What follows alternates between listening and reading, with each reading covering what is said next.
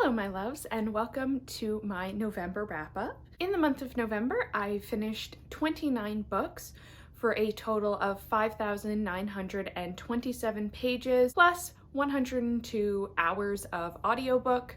I am going to organize this video in terms of format, so we'll go over the graphic novels first, then the audiobooks I read, and then finally the novel or physical books. For graphic novels in November, I read 4. Of the 4 graphic novels or manga that I read in November, 2 of them were editions of Blood on the Tracks. That would be volume 10 and volume 11. Since it is so far in the series, I won't go into details on what was specifically in those volumes, but the overall story is there is a boy and his mother who have an unhealthy relationship that's very interdependent, and in the earlier volumes the mother does something in front of her son and kind of convinces him and makes him second guess what his interpretation of those events are. In the 2 volumes that I read, the consequences are kind of catching up to the mother for the action that she took, and her son is really starting to question how his mother is treating him. Volume 10 I gave a 3.25 stars, and volume 11 I gave 3.75. So I am really enjoying the series. It's not necessarily something that I would reread over and over, but I am still enjoying the story and really interested in where it is going to end up. The 3rd graphic novel or manga that I read was Spy Family Volume 3. In Spy Family, the story is that there is a spy who has to find a fake family in order to get close to a high power official whose son goes to a prep school. So he sets up his fake family to have his daughter go to this prep school, but without knowing it, the mom he chooses is an assassin and the daughter he chooses is a mind reader. It is a story of, miscommunication and near misses, and it's overall just very cute and wholesome. And volume 3 has actually been my favorite volume so far. I gave it a 4.5 stars, and I am looking forward to seeing more of the story as it develops. And graphic novel number 4 was The Dark Ride Volume 2. In the Dark Ride series, there is an amusement park that is set up to be demon themed, and the reason for that is that the founder of this amusement park made a deal with some demons to create it, and there's some mystery going on with some mysterious deaths that have taken place, and we follow the 2 children of the creator of this amusement park as they try to put their own impact and inheritance of this amusement park, as well as the sister of someone who died at the amusement park trying to uncover the dark secrets. I gave this volume 3.25. The characters are really strong. I do really enjoy them, but sometimes the pacing can drag a little bit. So I'm looking forward to seeing where the story goes and how the characters develop, but hopefully the pace picks up a little bit. So those were the 4 graphic novel or manga that I read in November. Next, we're gonna go over the audiobooks that I finished. I finished 11 audiobooks in November. The first audiobook was White Horse by Erica T. Worth. This is a horror thriller about a woman whose friend finds a object that belonged to our main character's mother, and when she touches it, she starts to see her mother's ghost everywhere, and she starts to investigate what caused her mother's death while seeing these apparitions. And I gave this one a 3.5. It was a little bit of a horror mystery, but I found it focused a bit more on the relationship between our main character and her friend and her other casual acquaintances, and I just didn't find the horror elements to be quite my taste, but it was overall not bad, so 3.5. The second audiobook I listened to was Adrift by Lisa Burdue. In this audiobook, the main character wakes up on a boat off the Pacific coast of Canada with no memories of who she is, how she came to be there. And the book setting is a future dystopia, so when she does get closer to land, she finds out that the world is going through a climate crisis and a large number of immigrants are trying to get into Canada. I gave this one a 3.25. I was intrigued with it at the beginning about the mystery, but I did find that it kind of diverted into a romance in the middle, and I didn't find that to be particularly as intriguing as the original concept. And overall, I didn't love it, but it was still a decent story with a unique concept. Audiobook 3, I read System Collapse, which is the newest release from the Murderbot series by Martha Wells. In this one, there is a group of workers on a planet that they are trying to negotiate to have transported off for their safety, and then they find out that there is a second group of settlers that everyone forgot about in a different part of the planet, so they are trying to be able to negotiate with the company to get everyone safely off without having them being sold into slavery. It hasn't been that long since I read the last Murderbot book, but I feel like every time I start a new one, it takes me a while to remember where we were in the story. I do really enjoy the characters in the Murderbot series, but I find sometimes the story is a little forgettable, so I gave this one a 3.25 as well. Next, I read The Last Housewife by Ashley Winstead. In The Last Housewife, our main character is happily married, living a life in the suburbs, when she finds out that one of her friends from college has died tragically, and she ends up connecting with an old friend from high school and going to the university or college town to investigate what happened to her friend. And as it's revealed through the book, she was basically in a cult with this friend. What to say about this one? Well, I thought the concept of returning to your college town to try and shut down a cult, loved it. Was really interested in it.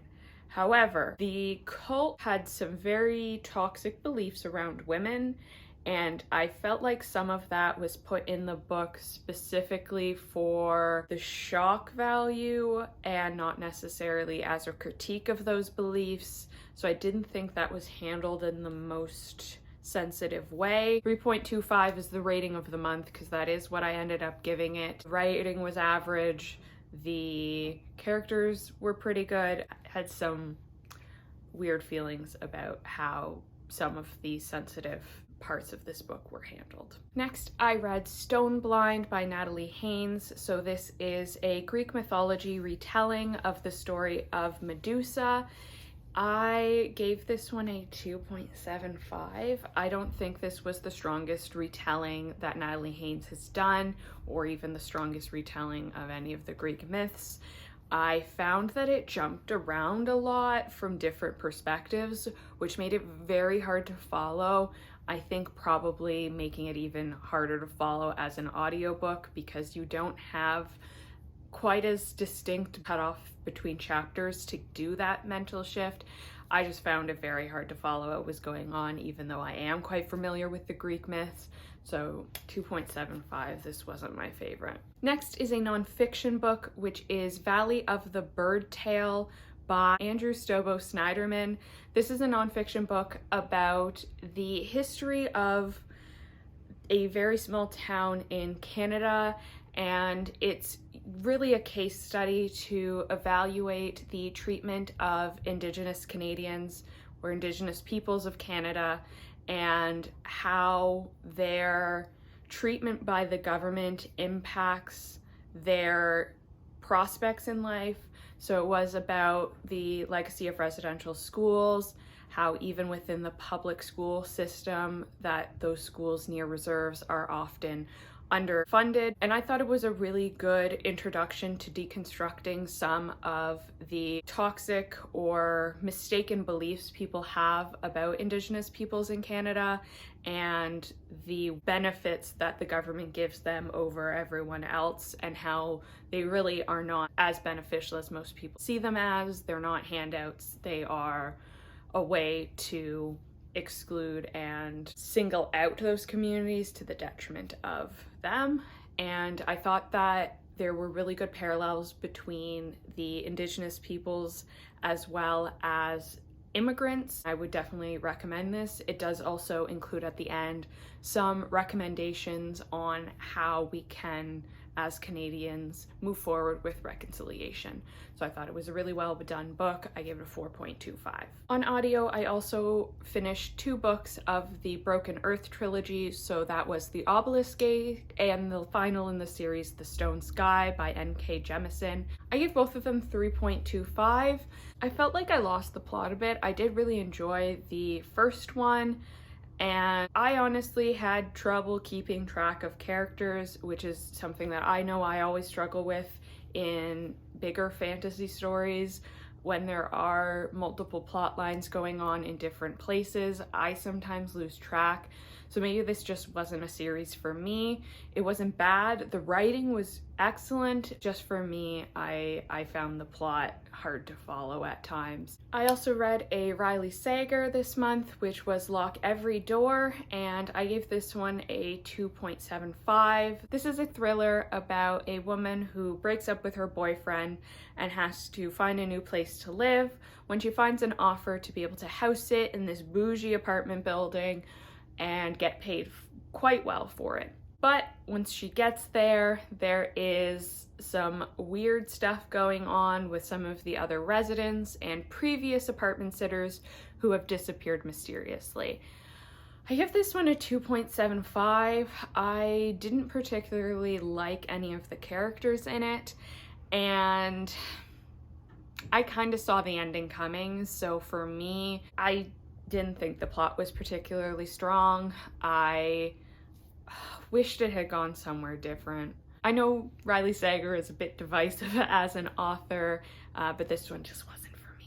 And the last audiobook I finished in November was Superfan, How Pop Culture Broke My Heart by Jen Sukfong Lee. This is a memoir about the author's life growing up as the child of Chinese immigrants and how she found comfort and solace in different aspects of pop culture growing up through her life. So as a child, it's Anne of Green Gables with Princess Diana and so on.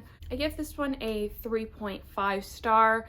I do think that it is important that stories like this are told, and I did think that the author did a good job writing it. It just didn't have much of a personal impact for me. A lot of the pop culture references were things that I'm not particularly interested in, which is okay. I'm still glad that I read it and read something from a different perspective. It was just not for me, but I do hope that it does find its audience with people who can relate to it a bit more. It was well written, it just wasn't personally something that I was grabbed by. If you happen to be keeping count, that was not the last audiobook that I finished in November. There were 11. That was 10. The last one was actually The Art Thief by Michael Finkel. This was a nonfiction book about an art thief who didn't plan an elaborate heist with, laser beams and everything, just casually would walk into museums and walk out with things, and ended up stealing like millions of dollars worth of things. I gave that one a 3.25 because the crimes were so mundane. It also made for a bit of a mundane book, to be honest. It wasn't poorly written. I just wasn't particularly interested in the topic and didn't find it interesting past a funny anecdote that could have been told in a lot less time. So that was actually the last audiobook that I finished. Okay, so with graphic novels and audiobooks out of the way, we can now talk about the physical or ebook novels that I read. Number 1, we have What I Talk About When I Talk About Running by Haruki Murakami. This is a memoir about Haruki Murakami, who is a well-known Japanese author, and his experiences in training and running marathons. I gave this one a 3.5. As a runner myself, I did find it very interesting. However, I did find at times he can be a little misogynistic, and also he kind of looks down on short distance runners a bit. And as someone who prefers a 5K distance to a marathon distance, a little rude, honestly. All running is running. Anyway, I did appreciate some of the insights he had on how running helps him to think and to create, but let's dial back the misogyny a little bit. Girls who run 5Ks still are runners. Next we have Dark Matter by Blake Crouch. I gave this one a 4.5 stars. This is a science fiction thriller about a man who is going home from a quick drink at the bar and gets kidnapped, taken to a warehouse, and thrown through a portal to a different dimension. He then has to travel through a number of different dimensions trying to find his way home back to his own dimension, and it is a story of parallel worlds and branching choices, but also very much a story about family and true love. So I gave this one a 4.5 stars. It didn't blow me away as much as Upgrade did, but it was still very well written, very good characters, and the plot was interesting. Staying in the science fiction genre, I read Neon Leviathan by T.R. Napper, which is a series of short stories in a cyberpunk future set mostly in the Pacific region. I gave this one a 2.5.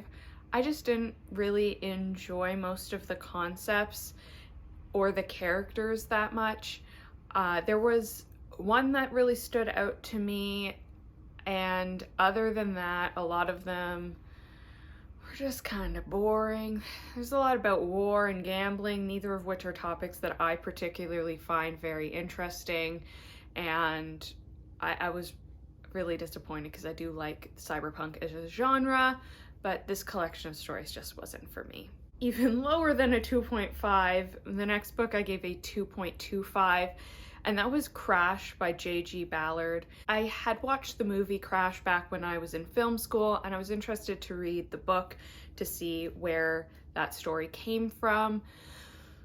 Ooh, this was a rough one for me. I read horror often, so I don't usually have that much of a problem with blood, guts, and gore, but some of the descriptions of the other fluids in this book, gross. Didn't like it. Had to put the book down at times to be like, nah, not for me, not for me. I feel like I've said that about most of the books here, but no, gross. Next is Midnight is the Darkest Hour by Ashley Winstead.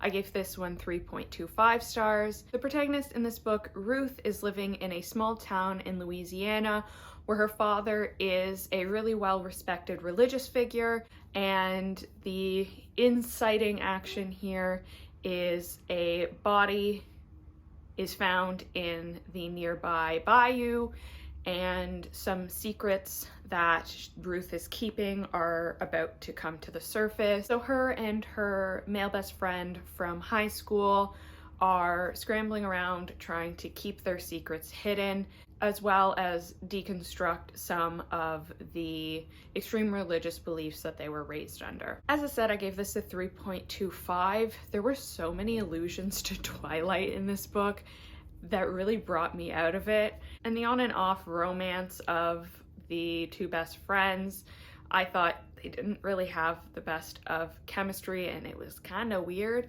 I do usually enjoy stories about cults and fundamentalist religion, but I just thought that the writing was a little weak on this story, and the characters could have been more well written. Next is my best book from November, which was Maeve Fly by C.J. Lead. This was my 5-star read of November.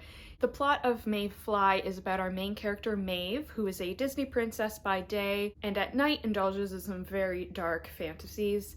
In addition to having a absolutely intriguing, fascinating plot that was some extreme horror that literally I was reading mouth wide open, it also was a very good examination of that kind of stage in your life where your friends are advancing in their career and their life, and you kind of start to feel like you might get left behind. And I thought that was really well done, while also being a very intriguing extreme horror. The romance in this, best hockey romance I've ever read. And I definitely recommend picking it up because also the cover is stunning. I will be buying a physical copy as soon as I can, because stunning. We also have another Greek mythology retelling, which is Daughters of Sparta by Claire Haywood. This is a telling of basically the Iliad that focuses on Helen of Troy and her sister. I give this one a 3.75. This was definitely a better Greek mythology retelling than Stoneblind was. I have read the Iliad and I did really appreciate the adaptation and changes that were made to focus on the female characters. And while it did switch between the two perspectives, it was pretty easy to follow as they were written very clearly and distinctly. And I definitely would recommend it. The next book is The Diamond Age, or A Young Lady's Illustrated Primer by Neil Stevenson. I gave this book a 3.5 stars. In this book, a rich man pays another man to invent a book that is interactive and can teach his granddaughter how to be kind of an independent, rebellious thinker. And it's uses nanotechnology. That's a big thing throughout the book, is nanotechnology. It uses this technology to be entirely interactive, and the stories that this book tells adapts to the experiences of the person reading it. And while it was originally only supposed to be given to this rich man who commissioned it, 2 additional copies get made.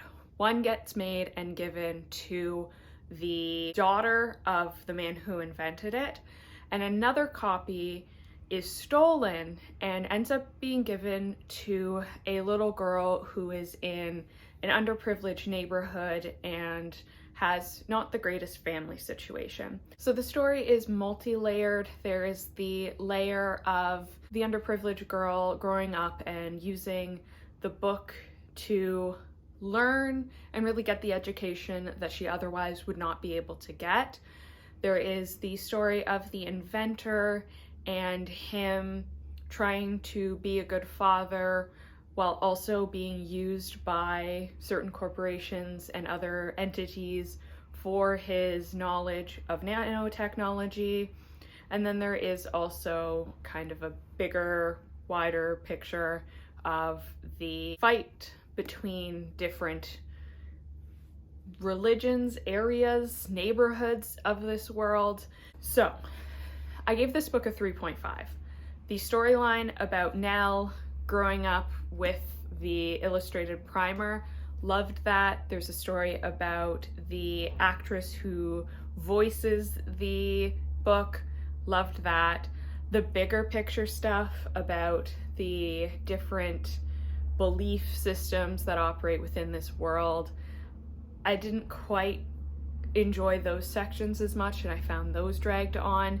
I thought this could have been a bit better if it had concentrated more on just a couple of the storylines, but overall I did find it was a very interesting evaluation of how education and privilege can intertwine to lead to different outcomes.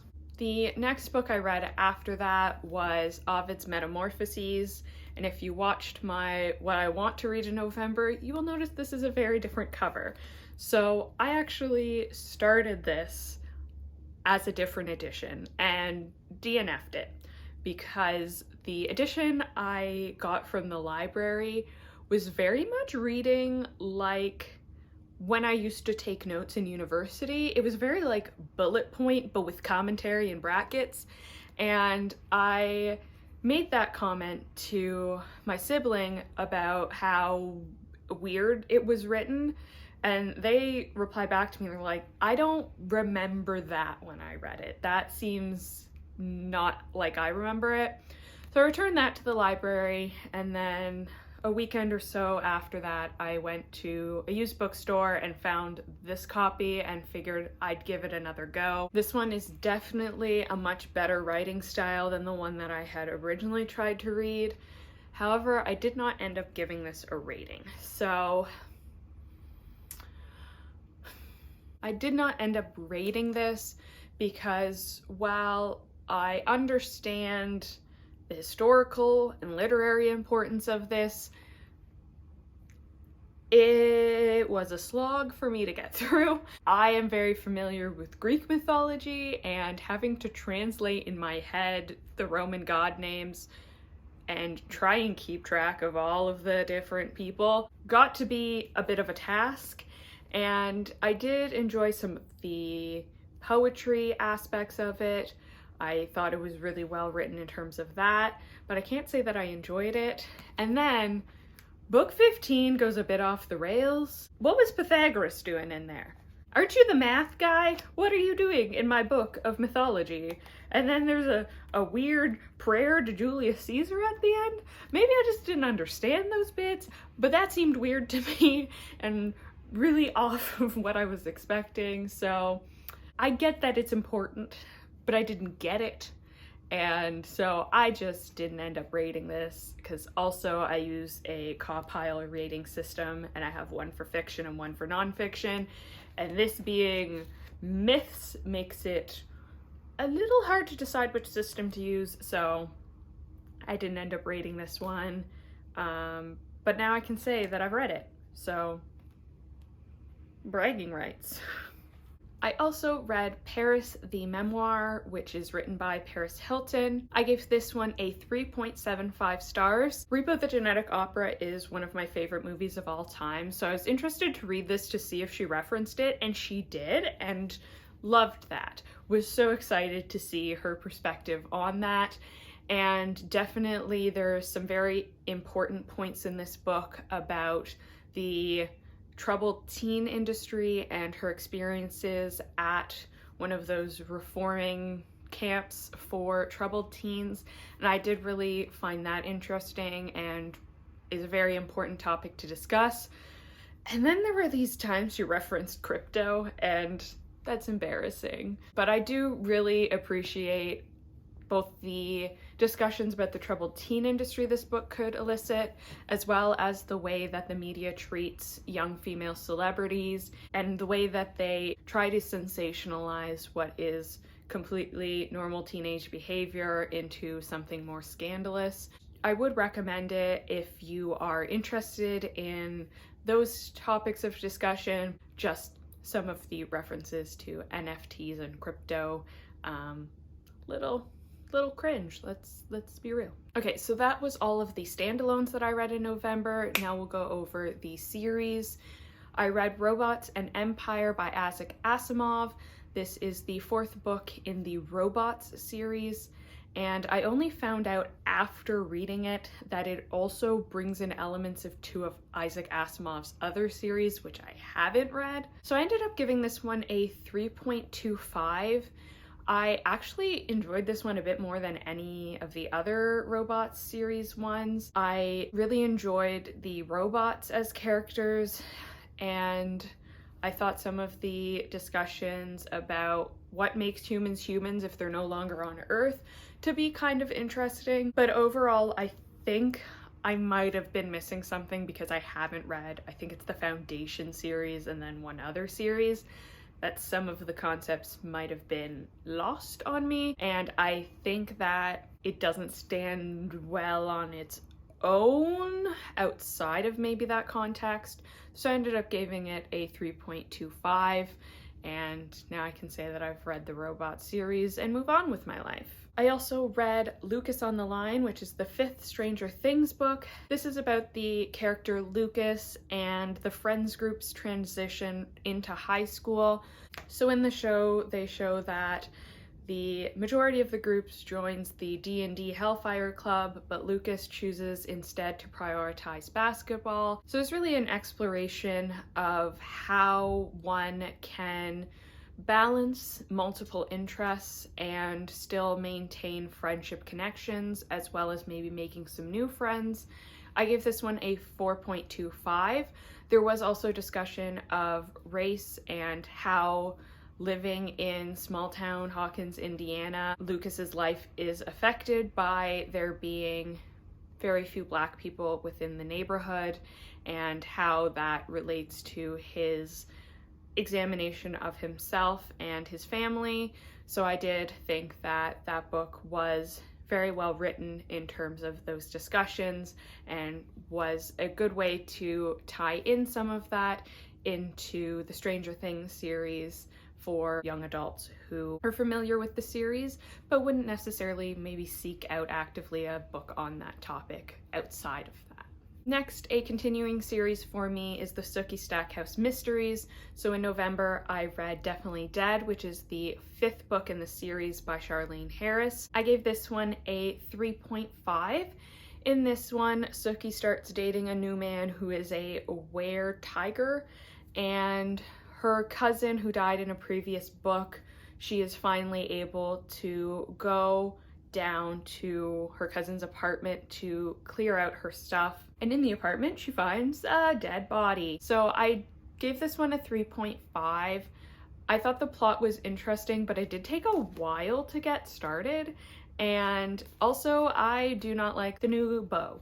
Not a fan of him. I'm interested to see where they go with his character in future books. I don't trust him. He seems shifty, not just because he's a shifter.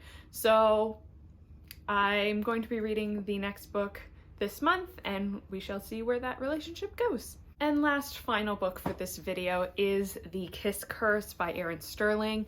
This is the 2nd book in the X-Hex series. In this book, our female main character is the cousin of the character from the 1st book, who is kind of this brash, speak her mind kind of witch, and the brother of the main character from the 1st book, who is Wells, they call him, or Ewan. He is a bit more uptight.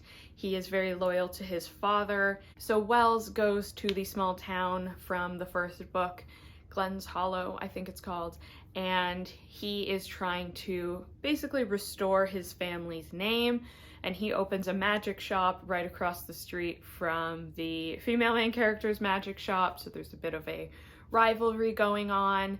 And then the female main character's magic starts disappearing, so they have to investigate what is going on with her magic while falling in love, because it is a romance. I gave this one a 3. Honestly, when I learned what this book was about, I was disappointed right off the bat, because in the 1st book, the female main character was dating a woman and was openly bisexual, and then let's put her together with a man, which just seems really cliche. I think these books try to do a bit too much. They try to do fantasy, magic, mystery, and then also trying to do romance at the same time, and I don't think they succeed particularly well in either of them. So a 3 from me on that one.